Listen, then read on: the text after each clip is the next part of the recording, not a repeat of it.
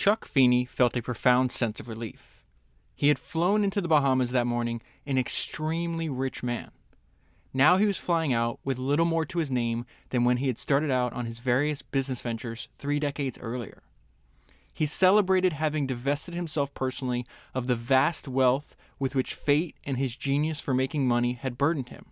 It was all done with the utmost secrecy. Few outside the small group that gathered that day in the Bahamas would know what had taken place for a long time to come. 4 years later, Forbes magazine listed Feeney as the 23rd richest American alive, declaring him to be a billionaire worth $1.3 billion. But Forbes had got it wrong, and would continue to repeat this mistake for many years afterward.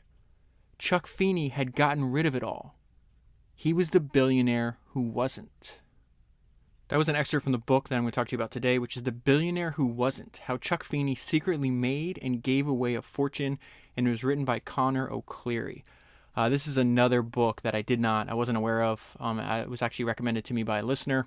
Before I read the book, I actually watched a documentary. It's available on YouTube about Chuck Feeney, and there's a few notes that I wrote down that I just want to tell you before we jump into the book, because I think watching the documentary helped me understand him. Watching the documentary before reading the book actually helped me understand who he was.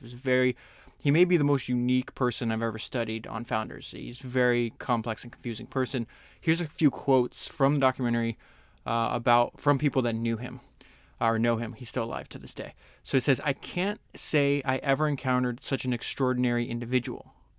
One person described him in one word: complex. Another description: he wanted to play fair, but he wanted to play tough. Another one-word description: odd. This one was really great. "A conversation with Chuck Feeney is unlike any conversation you'll have with anyone on earth." Another one-word description: paradoxical. Inspiring. "Chuck Feeney is a totally one-off. He will know more about you in 20 minutes than you will ever know about him. He's a type A personality. He walked quickly, talked quickly, and worked incessantly."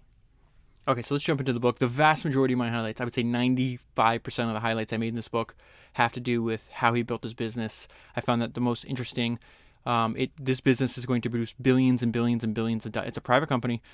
Before he sells it to LVMH, it's going to produce billions and billions in cash for the partners. But there's a few stories or anecdotes from his early life that gives us an insight into how he thought that I thought was interesting. So he comes from a very like a working class New Jersey background. He's very uncomfortable. The reason people describe him as paradox is because he was very gifted at making money, but he was very uncomfortable with keeping money. And so at this point, the story I'm about to tell you right now is he's just graduating high school. He decides to aim really high, even though no one in his family has gone to college before. He's like, I want to go to Cornell. I want to go to the Ivy League. He didn't think, what was interesting, the reason I'm bringing this to your attention is because he didn't think he'd get into Cornell, but he tried anyways. So it says, the letter of acceptance was a major event for the Feeneys. No one in the family had ever been to a university, but Feeney was already showing a trait that would assert itself throughout his life: thinking big and aiming to achieve the best result, even if it seemed unattainable. So that's very, very important. After he graduates college, he's with a group of friends. They're traveling in the United States. He has no idea what he's going to do in his life. And this is just a short sentence, but really the way to think about this is that he was always looking for an edge while others slept.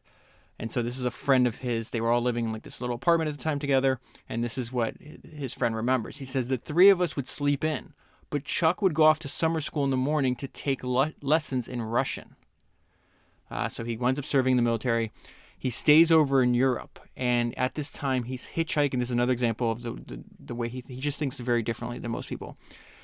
He's hitchhiking in France, and he realizes the power of differentiation. So there's a ton of hitchhikers all over Europe at this time. You know, that they're holding up signs saying, hey, you know, I'm going to Paris, I'm going to Munich, essentially advertising where they want you to take them. Now, if you haven't listened to last week's podcast, I highly recommend you do, because I can't stop thinking about all the lessons Claude Hopkins taught, but it's specifically his idea that you always have to start with service. I think that book that he wrote was a masterclass in what incentivizes and what motivates humans.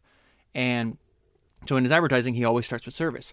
We're going to see the same thing like we're going to see the same lessons that Claude Hopkins applied in his life writing advertising for companies and everybody else that Chuck is applying to get a ride. Okay, so this is again very short lesson on differentiation. Getting rides was difficult as there were so many people on the roads holding up handwritten signs to show their destination. So Chuck does something different. He displayed a notice in large letters saying English conversations offered. He had no trouble getting a lift after that. Okay, so at this point in his life, he's 26 years old. He's living in France. He's actually running a summer camp for American kids. Has no idea what he wants to do with his life. And this is where an opportunity pops up. This is the opportunity, the kernel of the idea that is going to, over the course of about 2 decades, make him billions and billions of dollars. So it says one night in a bar, he met Bob Edmonds, who was trying to start a business selling duty-free liquor to American sailors at ports around the Mediterranean. He asked Feeney to help him. The U.S. Navy did not allow the consumption of alcohol on board, but Edmonds had established that sailors could buy up to 5 bottles of liquor duty-free and have them shipped as unaccompanied baggage to their home port. It could be a big market. There were 50 ships in the Mediterranean, and the crews were rotated 3 times a year. And this is the value proposition for the customer. Can the business grow so quickly? Because the value that the customer gets is immediately apparent to them. And it says the savings for the military personnel were huge. A 5-pack bought duty-free in Europe cost $10, while the same 5 bottles in the United States would cost over $30. It's also important to note as we get going into the story, the reason that Feeney doesn't have a lot of money. Him and his partner, they might have a couple $1,000s to their names at this point. But something to keep in mind about the business is there's no need for capital. They did not have to pay for the merchandise in advance. Essentially, they're just drop shipping everything. So it says, let's go back to this conversation with Bob, though. We're not there yet. 40 ships are coming in, he told Feeney. I can only see 20. I'm looking for a guy that can see the other 20. What do you mean? Asked Feeney. Go and talk to them about buying booze. So Feeney's successful almost immediately. He's not going to work with Bob for very long. He's going to wind up trying to do this on his own. He travels to Barcelona, and he runs into somebody that also went to Cornell. And this is going to be his long-term partner. And this is Robert Warren Miller. Bob, everybody calls him Bob Miller. And it says Miller recognized the wiry, blue-eyed American immediately. Feeney, he said, what are you doing here? What are you doing here? Replied Chuck. That casual exchange marked the start of one of the most profitable partnerships in international business history. That is a hell of a sentence, and it's probably true. When Miller finished his shift that day, he and Feeney went out to dinner. Miller was already bored working in the hotel. They decided to throw their lot in together and try to make money from doing business with the U.S. fleet. Miller had already gotten a glimpse of duty-free rackets that were common in post-war Europe. He told Feeney about a Hong Kong priest living in Barcelona who changed U.S. dollars at black market rates. So one of the most interesting parts, and I'd say the vast majority of the book, maybe 60% of the book is all about the charity work that he does later on. I'm excluding most of that from what I want to talk to you about today because I found the building of the business to be more interesting. But what I do like about reading this book is it's full of international intrigue. Like this business that they set up, it's all over the world. It's in tax havens. They're running across it's almost like it's borderline illegal. And so there's this idea that you're going to run into a priest from Hong Kong living in Barcelona changing U.S. dollars at black markets. It's just funny to me. So anyways, they start on Barcelona, and they don't stay there very long. They're going to travel all over the world. They do not stay in many places for very long. So this is the very beginning of their business. Feeney and Miller started taking orders for liquor from U.S. naval personnel. They started driving or taking trains to ports all along the Mediterranean. So they're going after wherever the ships are, they're going to go there. They would not see each other for weeks. Then they would meet back up, agree on what to do next, and go off in different directions. They found, and now there's a lot of, you're going to see a lot of the playbook that he's running when his business is just relegated to selling liquor to ships. He's going to use a lot of these same ideas in different manifestations because he's eventually going to build this gigantic global retail network. And so one of that is how do you get distribution? How do you get customers to know that you exist? And so they call the people that give them information bird dogs. Okay, so this is a little bit about that. They found bird dogs on board the ships to whom they promised commission for getting sailors to sign up for 5-packs. Now, this is also gives an insight into Feeney's really unique mind. They say working with him, he did a lot by like instinct and just, he calls it mulling. He would just think about things and try to really go with whatever he felt felt the best opportunity was. And a lot of that was just making sure that he had the flexibility to take the best path forward. Now, he's going to need that because this is going to work for a while. They're going to make a good amount of money until others start seeing the same opportunity. Just like once Bob knew it, Bob Edmonds knew it, well, then he told it to Chuck. Chuck tells it to Bob Miller. And so this is going to go on and on. So it says, the booze business had become very competitive, and the two looked for other things to sell. They got ideas for expanding their inventory.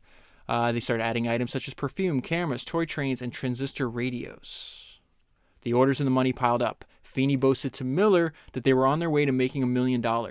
They called themselves the Young Turks. And so that's one of the wild things to think about. Think about it. Right now they're selling just to people in the military. They're just selling liquor. They're excited about having the opportunity to make $1 million.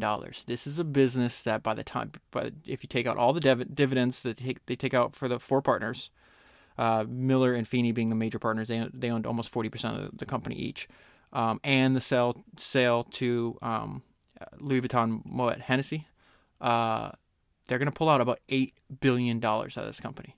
This is a wild, wild story. I think you're going to like it.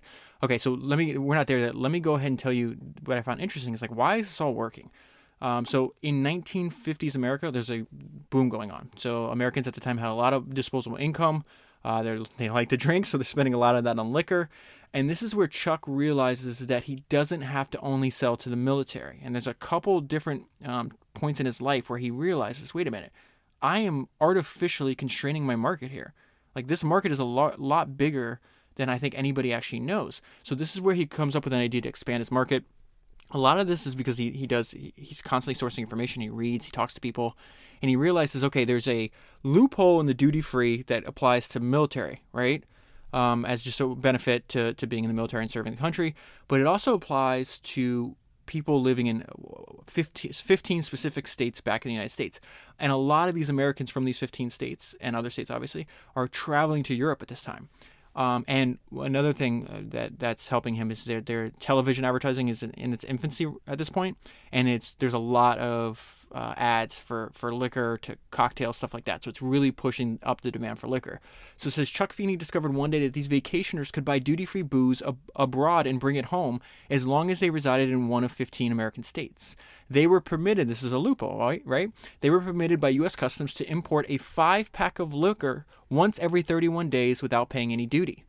I all of a sudden realized, shit, you can sell this to anybody, anywhere, said Feeney. It didn't matter where you bought it or where you shipped it from. That's also another important point. He could ship it from anywhere that was convenient for him. It didn't have, like, let's say the tourist was in Italy, it didn't have to come from Italy. He could ship it from Geneva, he could ship it from Hong Kong, ship it from Canada, Mexico. So he builds this gigantic network. It's really, really fascinating. It didn't matter where you bought it or where you shipped it from, as long as you declared it when you got back to the United States. Feeney printed up tens of thousands of brochures to tell American tourists traveling in Europe that they could buy duty-free liquor from Tourists International. That is the name of the company, the beginning, the incarnation of this company that Miller and Feeney are going to operate. They are going to ditch this later on, and I'm going to tell you why and how that came about. So they could buy duty-free liquor from Tourists International and have it shipped to their doorstep. And why are they doing it? Same reason that the people on board are doing it. A 5-pack, this is just one example, a 5-pack of Seagram's VO would cost $47.75 in New York, but it could be bought from Tourists Internationals for $22. So quite a bit of saving, over 50% there. At this time, Feeney feels like he's stumbled onto this great idea. Then one day he's shocked, right? He finds this beautifully printed brochure that is advertising, it's not selling liquor, but it's advertising a bunch of other duty-free merchandise to American vacationers in Europe. So he's like, oh, wow, I got to go meet these guys. Maybe I can do a deal with them. And this is what he says. Feeney believed this company was way ahead of the game. He thought, now this is the name of the company. This is the company. He's going to buy this company. I'm not going to bury the lead here. And this company is eventually going to make him a billionaire, but not in its present incarnation. They actually go bankrupt, and make a series of mistakes. So let's get into that now. Feeney believed this company was way ahead of the game. He thought they might agree to insert his liquor brochures into the next catalog if they weren't selling booze themselves. So he calls him up. He says he was surprised when the manager answered the telephone himself and invited him to come over right away. Duty-free shoppers. That's the name of the company. That's the name. That's the name of. It's going to be the name of Feeney's company moving forward. We're a few years away from that, though. Duty-free shoppers was a brainchild of Stuart Damon. He was a U.S. Navy exchange officer who had been based in Naples, Italy. Its goal was to sell duty-free goods to American tourists abroad. He and his partner Harry Adler had persuaded investors to put up $95,000, and they arranged for manufacturers to package and ship their products, so they're drop shipping too. They printed 500,000 catalogs and opened an office in Geneva, Switzerland to process what they expected would be an avalanche of orders. Only a trickle came in. On the day Feeney turned up, Adler was paying overdue bills and clearing out his desk. It was his last day of business. Not knowing the dire straits of the company, Feeney told him that he thought this idea was tremendous and was surely very successful, and proposed to Adler that if they inserted his liquor brochures in their next catalog, and we're going to get to the huge mistake that Adler and Adler and Damon had made in 1 second. So it says if they inserted his liquor brochures in the next catalog, he would give them a commission on all liquor orders that resulted. And this is what Adler said. The irony of it all. He was a fellow who thought that the idea could not fail and was coming to us to help him distribute his cockanamie flyers. I really had no choice but to be honest. Dear friend, I said, our distribution was a huge one-time gamble. That's the mistake right there. And it is at this time a dismal failure. They raised money on one, printing all their brochures and mailing them out. They used all the money on that one shot. And they just assumed that it was, again, I don't even know if they had any experience running businesses before, whatever the case was. They're like, okay, well, sure it's going to work. And as the author just said, the sales trickled in. So now they're closing up shop. Feeney was visibly shocked. They also, two different approaches. I didn't even think about this when I read this, but now I'm just rereading it for the second time, thinking about what. So Feeney, his partners, started with no money. But they started distribution first. Okay, well, we know that Feeney at least served in the military. I don't think Miller did. Okay, so I know how to get on ships. I know how to talk to sailors. I know, what's the chance? I just go over there and I start with sales, right? We know that I can get I can get product easily, but I need to sell distribution first. These guys did it in reverse. They just assumed mailing out catalogs was going to be good enough for distribution. It's very interesting. All right, go back to this. So he says Feeney was visibly shocked, but not at a loss for words. He spoke very fast, asking what is to become of this company, these offices, and what the orders that were still in the pipeline. Feeney then pulled out a pen and started making copious notes. Feeney was convinced that the principle was sound and that the company could still survive and thrive with proper marketing, which they failed at, right? Feeney made an offer for up to $10,000 of the company's stock. So now he's going to own the limited assets and the name. He's not going to use that name. I think we're like 4 years away from when he actually is going to switch over and switch not only the name of the company, but what the company does. And I'll get there in a minute. A little bit about his personality that I thought was very, very interesting. Feeney came and went. He was always walking fast. He was forever thinking up new ideas. He used to order food, and when it arrived, it was hoofed down, and we would go. I learned to eat fast. He was always talking. His mind was like Speedy Gonzales. It was always racing. I just always find this interesting. I thought it was hilarious.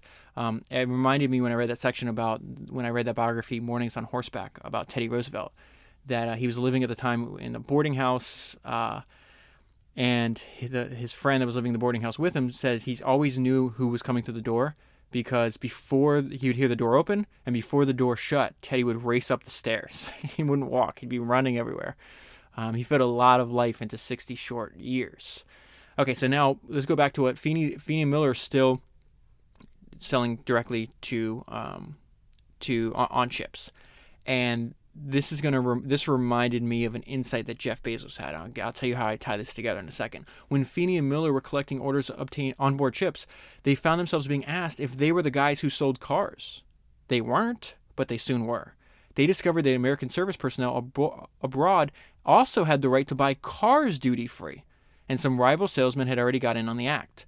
Miller and Feeney picked up brochures from car showrooms and brought them on board the ships. They found that selling cars was just like selling booze. Remember that part. They took a deposit, paid in advance to the car dealer, and ordered the car shipped to the customer's home port. Once they became known as the guys who sold cars, they were overwhelmed with orders. So this is something I forgot. I read Invent and Wander. I think it's like maybe Founders number 155, something like that. And it's the collected writings of Jeff Bezos. And I had forgotten this. Like right at the very beginning of Amazon, Jeff Bezos started emailing. He emailed 1,000 of the early Amazon customers. And he asked what else they'd like to buy. And one of them replied and said, really wish, I need windshield wiper blades. I really wish that you would sell windshield wiper blades. And Jeff talks about, he's like, when I got that email, I realized we can sell anything this way. It doesn't just have to be books. And so we're seeing Feeney realize, okay, wait a minute. I'm trying to sell you liquor for $10 or $20. You're willing to buy a car that's a couple $1,000s. Like, I could sell anything this way. And let me tell you a little bit about this. It's very, very exciting, like the early days of a company, especially when it's a group of young people. And really, they're at the right place at the right time with the right set of skills. And Chuck and Bob hire people that are very similar to themselves. So it says, Chuck and his team were aggressive, self-confident, and borderline legal. They enjoyed a great sense of camaraderie. So one of the saddest parts about this story is this camaraderie, as we've seen over and over and over again. The more money you make, it seems to just, it eliminates the bonds between coworkers and early workers in many cases. And they become, I wouldn't say enemies, but they have no relationship later on.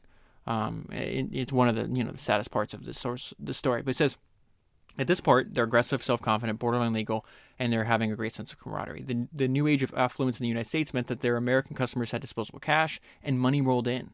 They were in the right place at the right time. The key to their success was that they did not have to maintain inventories. They sold liquor and cars, neither of which required $1 up front. And the business was offshore, which meant that they did not have to pay U.S. taxes. Okay, so they're doing well for a while. This is happening over several years. And what's about to occur, though, is a very important insight for all of us to remember. And they're realizing, in general, it's more useful to go where it's less crowded, right? So their business is slowly going to be whittled away on both fronts, the liquor and the car business, by competition. So now they have two different companies. It says Cars International and Tourist International. We're facing even more stiff competition in Europe. So this is all happening in Europe at the time. Salesmen flogging everything from cars to perfume and alcohol were elbowing each other out of the way to get onto the U.S. ships. Feeney believed this insight that he has is what's going to make them billions of dollars. Okay, Feeney believed that there could be more lucrative opportunities in the less crowded Pacific. So his idea is like, why don't we take this duty-free? We know people like buying duty-free things, right? Let's go to the Pacific. Let's go to these airports, and let's bid. All the airports would give exclusive. You could bid on exclusive contracts, right? So you're not going to have 15 duty-free sellers in an airport. Usually it's one. And so at the time, Honolulu in Hawaii is expanding their airport. Chuck decides, hey, we're going to bid for this duty-free contract. And this is going to be a very slow road to growth. It starts out very slow, then accelerates very quickly. But this is going to save his company later down the road. And what's going to help the business grow is some things that are out of his control. Like at the point, he's going to build his business off of Japanese tourists, right? And they're flying into Hawaii. And one of the things that helped their business grow was that Boeing starts manufacturing the 707, and they start flying that into Hawaii. I don't remember the model plane that flew previously into Hawaii, but the Boeing 707 essentially doubles the amount of passengers per flight. But it doesn't start out like that. So it says the bid guaranteed to pay Honolulu Airport $78,000 for 5 years of the duty-free concession. So they have to renew. These bids are usually 4 years, 5 years, 10 years. They vary in length, but only one person gets the bid. So this is, I'm not going to bury the point here. They're paying $78,000 for 5 years. Eventually, they'll pay for this same airport $2 million every 5 days, just to have the right to sell there. I think I got the number right. I have highlights in later, but I'm pretty sure it was $2 million in 5 years, for $2 million every 5 years. It's wild what's about to happen. Now that we're not there yet, this is May 1962 that they're doing. It was a huge sum for a tiny retail space in the new terminal, but Feeney and Miller were gambling on the duty-free business picking up as tourism increased, and they're so lucky they did this, because their other businesses the other two businesses that are happening in Europe, they're going to have to retreat. They're going to go out of business. We're not there yet. So it said, let me read my notes to you though, because this is a very important point. They didn't know how large this business would turn out to be. They had no idea. At the time, there's two airport. So it says at the time, the two airport duty-free concessions were a sideline businesses that might or might not make money. They stocked the duty-free shops and appointed managers, but travel in the Pacific was in its infancy, and the tiny stores did little business when they opened. Selling cars to the military and liquor to American tourists were still the big money to be made. They were, however, prepared to take chances with whatever opportunities arose. So as the years go on, there's more and more competitors are coming in, and the profits are going to keep decreasing. We didn't realize when we started this five bottle pack business that we didn't have any exclusivity on it. And in no time, there were 15 other companies trying to do the same as what we were doing, said Feeney. This is a description of the early days of the company. Chuck lived out of his briefcase. Everything was connected with business. We did a lot of screwy things. I became part of what he called his teenage frontier approach to business. Chuck surrounded himself with smart college youngsters, mostly single and aggressive. They call them aggressive conquerors of the world. I was the oldest of his cowboys, and I was always putting the damper on him, saying to him, "Are you out of your mind?" But it was a very exciting chapter in my life. Feeney was traveling around so much that he had no permanent address. Let me read this quote to you first. "I didn't have a domicile at that stage. It would have been superfluous," he recalled. He really never stops living like this. He kind of is just a wanderer, even when he's, very wealthy, and even after he gives all his money away. He doesn't really stay in any place for very long. So I need to get to the point where they're running into problems. So they're making a good amount of money. Even as competitors come in, obviously the numbers are going to drop in a little bit, and I'll share that with you. But this is really wild. They're all young. They don't know what they're doing. There's money coming in, coming out. Essentially, what I'm telling you is they have no cash control. And it was interesting as I read this. I was like, wow, this reminds me of the early days of GM because, money. There was, I think, only two profitable companies, car companies in GM. I think it was Cadillac and Buick. And so they would have to constantly take money from Buick and pay it over here and send it over here. And it was just you just can't believe that one of the largest and most successful companies of all time started out that way, but it did. And so essentially we're going to see on a much smaller scale, Chuck's company is doing the same thing. And this is going to they're going to become almost bankrupt. The company was booming, but was chronically short of cash. We ain't got no money, boys. Where's the money? There were severe problems in the auto sales division. They were taking deposits from service personnel and using that money to pay for expenses and car deliveries. The directors were stunned. They thought they had an excess of funds and that it was just moving around the company network. They decided to slash costs and to figure out what was going on. We had no idea what we were doing financially. If an office was open somewhere, whoever had money sent the money. It was crazy. There was no accounting. We sent money to Hong Kong, or Hong Kong sent money to Canada, but there was no tying it together. With the business expanding so rapidly, they hadn't paid enough attention to bookkeeping. We hadn't spent any time on corporate structuring or anything like that. We were just simply busy selling cars, liquor, making cash, putting the cash in the bank, cash in and cash out. And the reason I thought it was so humorous, I was like, wow, that sounds like a lot like GM. This is how they solved the problem. They passed around themselves Alfred P. Sloan's 1963 bestseller, My Years with General Motors. I read that book. That book is on Founders number 122. It's one of the most influential books, like especially in America at this time, like let's say post 60s to 70s, there's a ton of founders and managers that read that book and it really influenced a lot of the way large companies operate to this day. But anyway, he says, so they passed around this book in which Sloan attributed his success in running GM to decentralized management and financial controls. Tourist Internationals had the former, but not the latter. So they had decentralized management, but they had no financial controls. And then you combine this. All these things are happening at the same time. This is going to lead them onto the precipice of bankruptcy. Okay? One of their problems was that the car business, and this is, so it's very easy for anybody to sell duty-free liquor, right? But maybe you could say, okay, I could carve out a niche with the car, like selling cars or higher ticket items. We might be able to make, maybe not the higher profit margins, but more sales per order, right? Not for long. The U.S. military is going to do a deal with car manufacturers, and then Feeney realizes I can't compete with this. And so we see this. One of the problems was that the car business was now coming up against serious competition from the U.S. military. They gave showroom space to 3 American car manufacturers, General Motors, Ford, and Chrysler. And this is what Feeney said about it. Of course they had very attractive deals. You arrived back from your overseas tour, and then you went to your local Ford dealer and you picked up your car, which you had ordered in Europe, and you didn't have to pay taxes on it. That sort of closed us out on that. No one's going to, why am I going to buy from, I'll just go directly to Ford. Like, why would I deal with you guys? And then this is the problem. So at the same time this is happening, his other businesses is being destroyed too. Feeney's mail-order liquor business had been assailed by copycat competitors. It too was in decline. This is wild. Imagine running a business and having to experience this. They did $20 million in sales in 1963. The next year, sales plummeted to $5 million. And this is an example of the old adage, the old maxim, when it rains, it pours. He's getting it from every angle at the same time. In the midsummer of 1965, 8 years after founding their company and seeing it expand into one of the world's first global retailers, Chuck and Bob faced the perfect storm. The company was buffeted by a series of setbacks. President Johnson's smashing of the 5-pack business. There's a longer story in the book about, for some reason, Johnson wanted to get rid of this loophole. The cutthroat rivalry in the Mediterranean. Competition in auto sales from car manufacturers, all combined with bad bookkeeping and extensive overspending to provide a classic example of how an innovative business with visionary leadership can be sunk.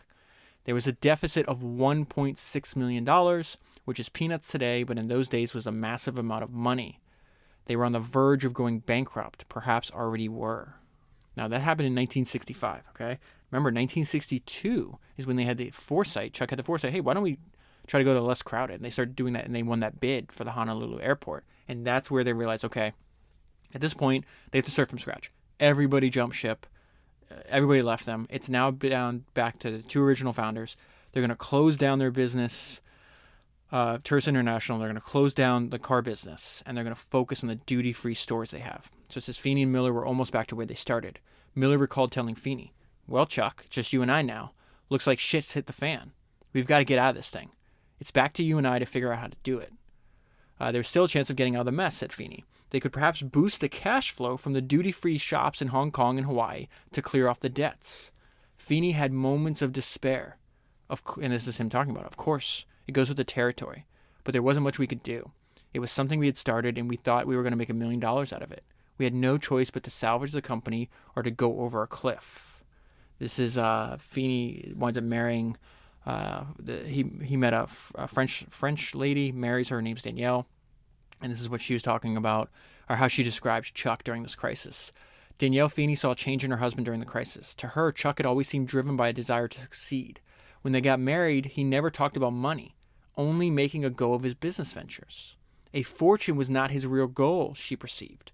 His work was his challenge. Now she saw his hopes had been shattered and his ego wounded. But that's an example. You got to take a negative and turn it into a positive. Yeah, he's down, he's depressed, his ego is wounded, but it also could be super motivating. I don't like the state of my life right now, so I'll work really hard to change it, right? So it says Feeney and Miller, they wind up figuring out the best path forward. Feeney and Miller dropped the names Tourist International, Cars International. Now, since they were reduced to the retail ventures, they adopted the name that Feeney had bought. They would now be known as duty-free shoppers. So let's go to the beginning of their business. It's going to start small, but it's not going to start to stay that way. This description of this store in Hawaii, they're eventually going to pay Hawaii over $1 billion for this concession. Listen to how it starts. The duty-free shops at Honolulu International Airport, when Chuck arrived to run it in late 1965, was little more than a market stall. Its floor area was just over 100 square feet. It had 3 4-foot counters that were held together with Scotch tape. So Chuck is also in the right place at the right time, because this is where Hawaii is starting to experience this huge influx of Japanese tourists. So not only are the numbers of Japanese tourists going to increase, but there is domestic tax policy decisions in Japan that benefited Chuck's business. So it says the Japanese were genuinely astonished at the duty-free prices. Because of a policy of protectionism, Japan levied a 220% tax on imported premium cognac and whiskey. In Tokyo, a bottle of whiskey that retailed for $25 only cost $6 in Chuck's shop. A $50 bottle of cognac that would cost $50 in Tokyo cost $10 at Chuck's shop. Within a year, the trickle of Japanese tourists turned into a stream and then a river. Okay, so now I want to talk about, there's very specific examples in the book about early problems they had to figure out how to overcome. If they don't figure out these problems, they're never going to grow into the gigantic, profitable business that they become. There's a lesser known cognac brand, and I'm going to pronounce it Camus. That's the way I'm going to say it. I have no idea if this is correct. It's a multiple generation. I think this is the guy that's going to wind up passing to Hawaii. He's running the company at the time. I think he's like the fourth generation. They're not, they have very little market share. And so he comes through and he pulls up. He's like, why are you guys not selling my cognac? Okay. And this is going to be so important because this relationship is going to wind up to a side business that's going to generate, I think, $600 to $700 million in profit over 20 years to the four owners of DFS. Okay. But we got to also remember the reputation that duty-free sellers have with luxury brands, which is really funny because one of the best luxury brands in the world is going to buy it about, maybe 20 years from now? So it's very interesting. So it says, when Michael Camus turned up in Hawaii in 1965, duty-free shoppers was having trouble getting credit from most suppliers. Okay, this is a huge problem they have to overcome. I want you to front your product to me. I will sell it, but I don't have the money to buy it from you. Send it to me. When I sell it, I'll give you money, right? Now, so that's one problem to overcome. Obviously, the second problem is there's going to be a number of problems here, but in this example, the second problem is they just got a really, really crappy reputation. They think these guys are like drug dealers, scam artists, that kind of thing. If you were becoming a success, they would give you credit. But if you were just starting out, they wouldn't, said Feeney. So he's talking about that he's got a chicken and egg problem there, right? The duty-free business was seen by most luxury good manufacturers as a rather shady operation run by hustlers in small, cramped shops. The elite sellers felt their brands would be diminished by association with a discount store. And this is the punchline. People didn't understand it, and therefore if they didn't understand it, there must be something wrong with it. Okay, so let's go back to Michael Camus is in this store. It's like, hey, why aren't you carrying my cognac? So Chuck is having a conversation with them.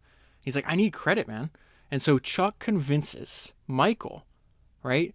Give me beneficial terms. Give me 120-day credit and sell it to me at $2 a bottle. Check. Chuck sells it in the store for $10 a bottle. Okay, so he's saying, hey, give me 120 days to pay you back and give it to me at $2 a bottle. I'm going to read this section to you, and then I'm going to talk about how it's the same freaking idea that Claude Hopkins used when he was advertising Goodyear tires. He said, now it says Chuck. He said he needed to buy directly from the cognac maker, and he needed generous credit in return. Okay, so he's not just asking, hey, give me $120 or 120 credit, give me good deals on it, right? He says in return, this is what Claude says, start with service. In return, DFS would promote the cognac and give it a much needed distribution network in the Pacific and the Far East, where the Japanese were beginning to travel around and spend in large numbers. At this time, the cognac was sold primarily in America in small numbers, primarily in Europe in small numbers. Chuck is saying, hey, we're going to build this gigantic network all throughout Asia. That's where most of his bread and butter, where he makes his money, right? He's like, you have no presence there. You don't really exist in the mind of Asian consumers. I will fix that. Camus winds up taking him up on this offer, and over the next few years, I think they become the number one cognac brand, either number one or number two, somewhere towards the top, cognac brand in Asia. So it was really smart. The reason I say this compares to what Claude Hopkins did with Goodyear, because he's like, okay, no one was advertising tires at the time. He's doing the advertising for Goodyear Corporation. Good dealers at the time would say, hey, they would just order tires from Goodyear as their customers needed it. And Claude Hopkins wanted to find a way to incentivize the dealers to buy more stock, to keep stock. And he says, listen, if you'll spend $250 on tire stock before you need it, we're going to do this giant advertising campaign, and we will list all the people, all the different dealers that wind up purchasing at least $250 worth of tire stock from us. And he winds up signing up 30,000 customers in a few months. Why? Because he started with service. He's like, listen, I need you to do something for me, but I didn't just say, hey, buy $250 worth of tire for me before you need it. Who's going to respond to that pitch? Nobody. But if you say, hey, if you do this, if you say I'm running an advertising campaign, to get included, all you have to do is do this. That completely changes it. And that's a lot more compelling to people. Chuck would not have succeeded. He's like, oh, okay, hey, thanks for coming to my store. Oh, I'll sell it, but you got to give it to me at $2 a bottle, and let me pay you 120 days from now. He might take it up on the order, but if you say, hey, I'm going to build out this giant network, your brand's not really selling in Asia. We have all this information showing that tourism the Asian tourism is rising, that they're having more disposable income. Your brand could benefit from that. So let's find a way to work out this mutually beneficial agreement. Like, that's just a lot better. Now, the reason I said this is really important. Okay, so there's a series of you're seeing how Chuck thinks, right? There's a series of these problems. Maybe they're large problems, maybe they're small problems, but they're problems nonetheless. And if he doesn't overcome them, he's not going to grow and to be as profitable as it is in the future. Here's another problem. So not only does he need credit from liquor manufacturers, right? But banks aren't lending him money because why? Duty free is seen as like, you're a hustler. You're a few steps above a drug dealer. So there's another problem to overcome. We need banks to give us credit. We don't just need manufacturers to give us credit. We need banks to give us credit. They come up with a crazy workaround here. And this comes as a direct result of the relationship that he's building with the head, Michael Camus, of the Camus Cognac. So he says, okay, let's do this. They're going to use their direct, now that Chuck has established a direct relationship between DFS and the cognac company, they're going to use it as a way to get banks to extend them the badly needed credit they need to grow their business. But they don't get credit for their stores. Banks are not willing to do that, right? They get credit for setting up a company. It's going to be set up, I think, in the Bahamas. They get credit for setting up a company that resells cognac to other duty-free companies.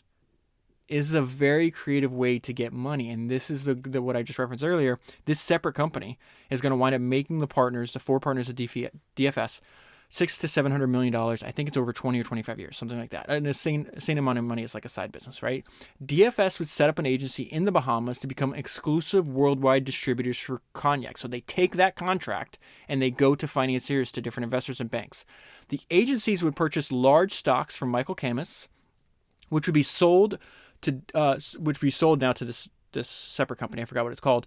They in turn, that company would sell to DFS and other duty-free companies in Asia, which would create tax-free cash profits for the DFS owners in the Bahamas.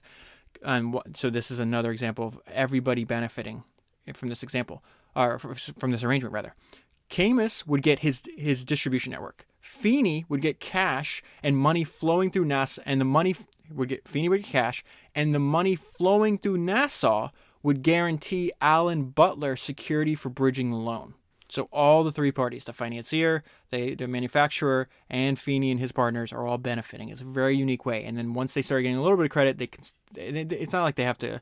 They don't. I mean, this is a problem they had to overcome, but the profit margins on these on what they're selling are so large that they don't really tap into, especially as it gets going. Now the profits are very small. I'm going to read that to you now. So they do need some credit, but eventually they're going to be able to finance almost everything just from the sales of the business.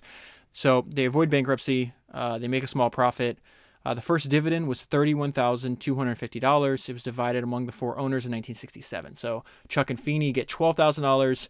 They have a third partner, Alan Parker. He gets $6,000, and Tony gets $780. Now, that's the first dividend. That's in 1967. By 1980s, they're turning over billions. How crazy is this? Tony, I think at the time, I think he's got like a 2% stake, something like that.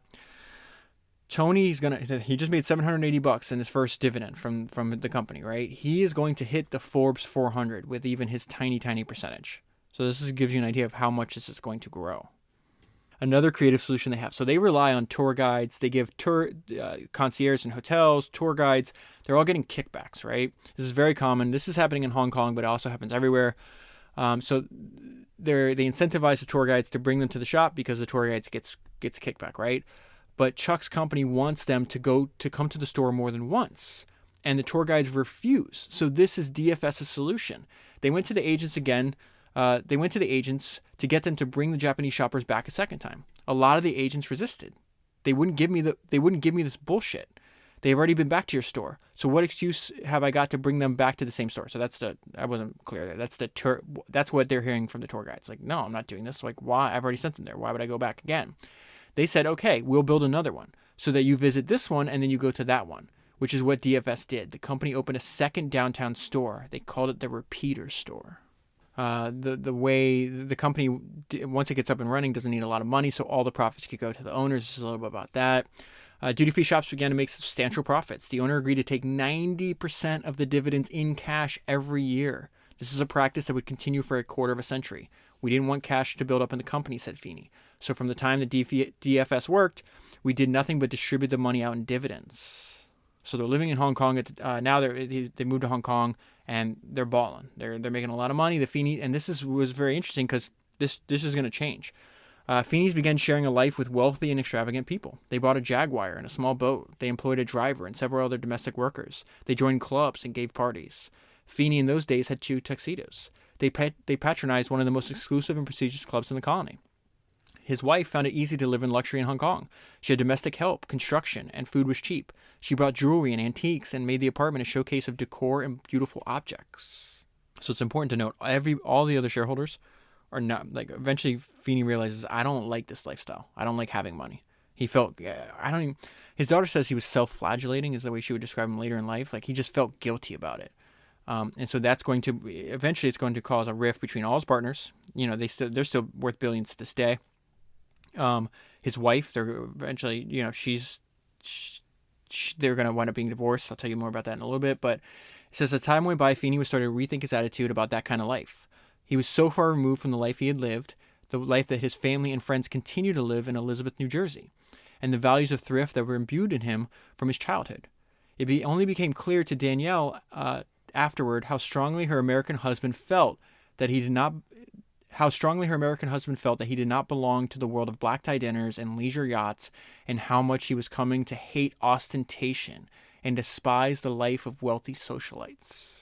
And so this is where we start to see this development, this development of philosophy he continues to this day.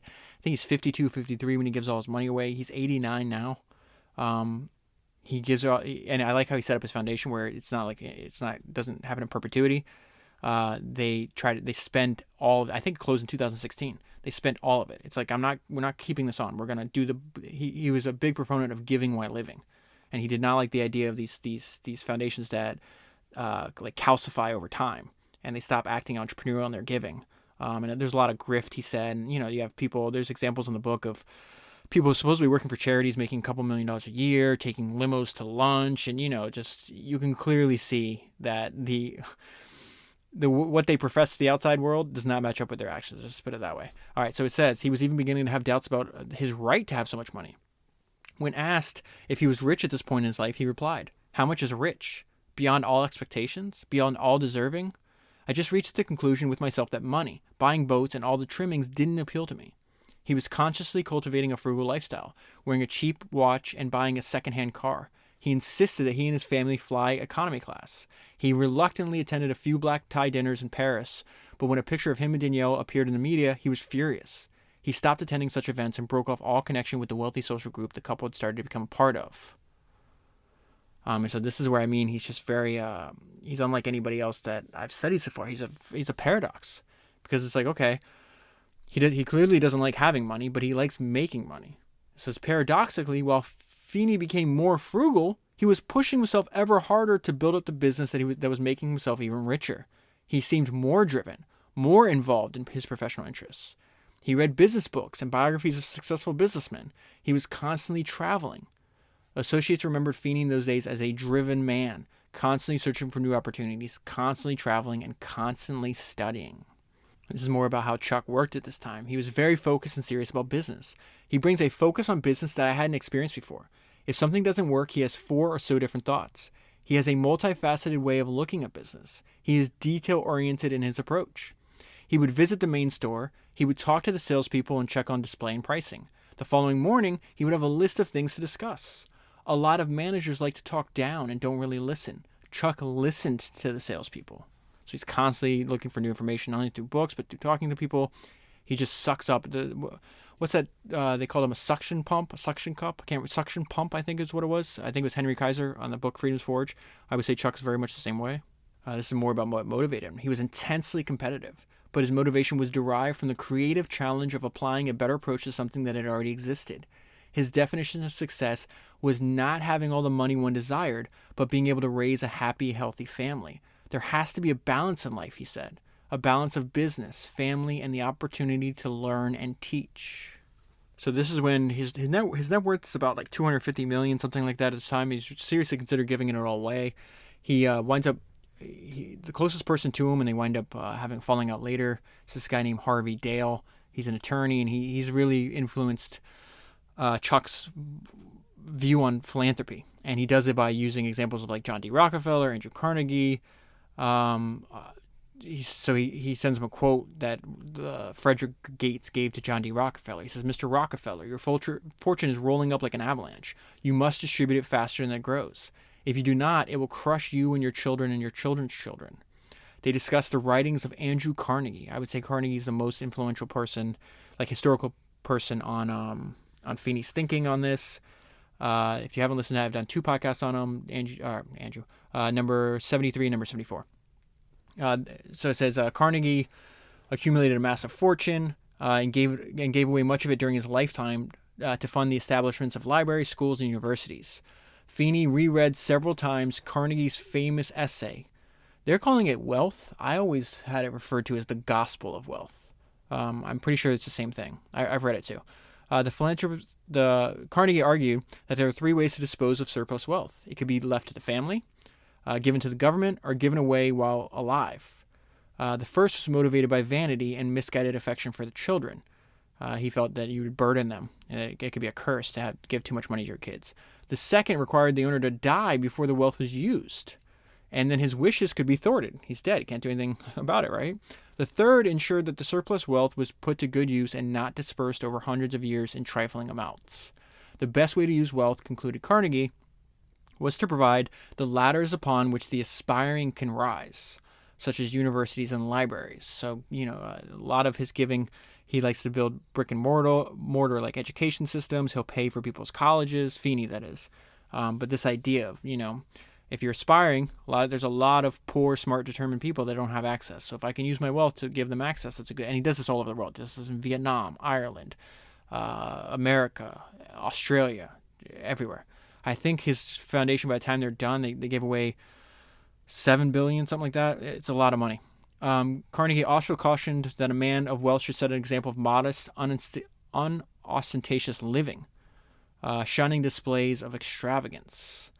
What Carnegie advocated was to have a profound effect on Feeney.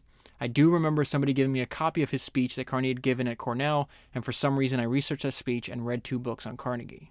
And so Carnegie continues to, once he becomes influenced by, Feeney, once he becomes influenced by Carnegie, he passes that on, right? I always think about that great quote from Bob Noyce, knowledge is power, knowledge shared is power multiplied. And we see that Feeney. Now, the reason I'm reading this section to you, though, is because I think Feeney has a problem that's very common with people, is like you find you can't express, like there's a thought that you have in your mind, but you can't find the words to express it as eloquently as other people have. So you see this, like music sometimes is able to express how you feel better. Writing can sometimes describe your feeling or your point of view better than you can.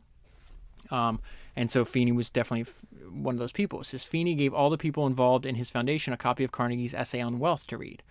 Although brilliant when talking about business, Feeney was never good at articulating his philosophy on life. It embarrassed him. Instead of explaining what was going on in his mind, he'd give friends and family members articles from magazines and newspapers. They had to infer the message. Giving out copies of Carnegie's essay was a clever way of enlightening them on the essence of his giving. He also kept a copy of the essay on his desk. And this is an important point. Like, people can influence you, but you don't have to copy everything they do. We want their ideas. We're not idolizing these people. It says Carnegie was not a precise role model for Chuck Feeney. Carnegie made his fortune through harsh and ruthless business methods, and he loved having his name on libraries and schools, neither of which applied to Feeney. But his basic message was clear: give while alive. And so he's going to give away his fortune. He puts it into his foundation. He doesn't tell anybody. Winds up becoming public because there is a lawsuit between the partners because Chuck wants to sell to LVMH and some of them don't. And it's just, this is a tale as old as time. It's clearly something to know that the partners grew apart as they made more money. The more successful they were, the weaker the bonds of friendship became. Things had changed since the 1970s when the company was still young, energetic, entrepreneurial, and fun. And we could argue and debate each other during the day and then go out to dinner that night with our families and never mention work. So he's going to give everything away. He's going to hold back because I don't think his wife was on board. And we see this later on because she gets more money in the divorce. But it says Chuck Feeney reached an agreement with Danielle that when they came back to sign everything away, $40 million in the houses would be held back for her and the children, and the money paid out over a few years. It was a figure thought necessary to take care of the houses, the kids, the education, clothes, boats, artwork, and jewelry. And I know for myself, who wants to clothes, boats, and jewelry? Well, as we see later on, his wife liked that lifestyle. It's just, and that causes a rift, and they're going to get divorced a few years after this. So he did agree. Okay, I'm not going to give away he put away almost all of his assets, but and this money and the houses are in her name, not his, which is really interesting. She regrets this later on, and then when they get divorced, she winds up suing for more money. This is more about Chuck's desire for privacy. We see the same, like he definitely moved in secret during his business years and in giving. Eventually, the lawsuit comes out, and then he realizes he can't keep staying anonymous if he wants to influence other billionaires to give while they're alive. But this is more about his desire for privacy. From the start, Chuck Feeney was adamant that he did not want recognition for his giving. There would be no plaques or names on the buildings he funded, no thank you dinners, no honorary degrees. People should not know that he was behind the foundation. Beneficiaries should not even be told his name. While this stemmed from an absence of a demanding ego, being secretive had become almost second nature to Feeney. Practically everything he undertook in his life depended on keeping confidences and maintaining a low profile. Feeney insisted at meetings, don't go out and blow your horns about how big and successful we are. The less you speak and the less ostentatious you are, the fewer people who will be angry and jealous. So that is something that Ben Franklin said almost 300 years ago. In his biography, he talks about that. You're going to be a lot more successful if you can avoid making other people envy or jealous of you. And so we see Feeney echoing the same idea that Franklin had a couple centuries before. At this time, the four owners are getting dividends, but there's a different CEO running the company. And this guy, he does what very, very common. A successful CEO, he wants attention. And he gives an interview, and the owners are very not happy. The owners are not happy. The great department stores are a century old, but we were born with the jet, enthused Bellamy, that's his name, in an interview published in the Financial Times, explaining how the company had created an unequal sales machine to cash in on Japanese consumer culture. He explained how DFS had employed shrewd marketing to get Japanese patronage. Why are you telling people our playbook? We're a private company. Shut up. When the DFS owners saw the article, their reaction was explosive. Feeney was agitated. The partners knew that one of the reasons for DFS's success was that its international operations were a mystery to outsiders. No one quite knew how duty-free worked or how big DFS was, and they're really going to know when these bids become public.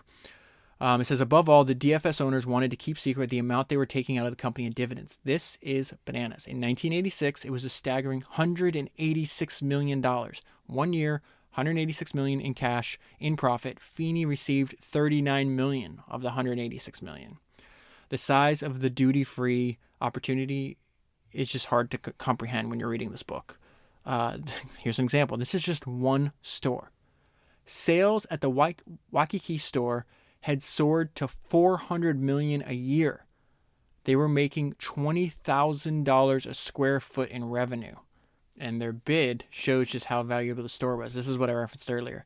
They were offering to pay the state of Hawaii $2 million every 3 days for the next 5 years, just for the right to run a couple of stores. That's insane. $2 million every 3 years for 5 years. So they wind up, the bid they put in, they overbid by a long shot, but there was a silver lining. And again, this is not like, there's no coming in second place. If you lose these bids, your company's gone. You have to win the bid. So there's a lot of risk here. The DFS owners sat there aghast. They had overbid by $779 million. We left a shitload of money on the table. $750 million, they said. What happened? I wish I knew. We were rather foolish. Maybe we were all making too much money. There was one upside apart from winning the concession, though. Never again was anybody going to come in and bid against us. 5 years later, there was no counterbid. Yeah, if you're overbidding by $750 million, I don't know how much competition you're going to have. Looking back years later, Feeney defended the bid. The worst thing to do was lose. The truth was that we could pay this amount and we could still make huge profits. So not only at this point, all the profits that he's getting is going into his foundation, but he's also investing it rather well. And he's got a couple other side businesses. This guy he just couldn't help himself but make a lot of money. The following year, in 1988, even in the wake of the huge bid in Hawaii, the cash dividend paid to the owners from the profits of the duty-free stores was $400 million. This is a private company owned by just 4 people. $400 million. Of this, Chuck received $155 million. So really, it says Chuck received, but his foundation, that money goes to his foundation, okay? On top of the profits from its own business portfolio and multi-million-dollar dividends from the Camus agency, that other business I told you about, check this out. The foundation was raking in more than $2 million every 5 days in cash. That's just Chuck. That's not his other 3 partners. The foundation was raking in more than $2 million every 5 days in cash. In the last decade before 1988, they're going to sell the company in the 90s. Before 1988, annual sales had increased from $278 million to $1.5 billion. It was an astonishing growth rate of almost 20% per year. What only the 4 owners knew was that during that period, they had received cash dividends of $867 million. So that's from 78 to 88, right? They received almost $900 million in cash, and Chuck took $330 million of that. Now, here's the crazy part. And there's, again, I just think this just speaks to human nature, something we should know. Even while making hundreds of millions of dollars, the 4 partners find a way to fight over little things. So it says we wanted to protect the integrity of the company and not have a shareholders dispute that would tear DFS to shreds. It was too valuable of an asset to play games with. So they sign a contract together where if they have a disagreement, they're going to bring in what they call the wise man. It's an arbitrator. And they bring in this arbitrator, and he's just like, what the hell is wrong with you guys? He says now he sat the 4 partners down and told them, you jerks, you've got the greatest thing going. Come on. You've got to get it together and find a method of resolving disputes. And so they're not going to accomplish this. There's going to be a huge fight over whether to sell the company or not. Right before this happens, Chuck is going to wind up, he's got like 5 kids. I think they've been married for 25, 30 years, and it's just crazy and sad.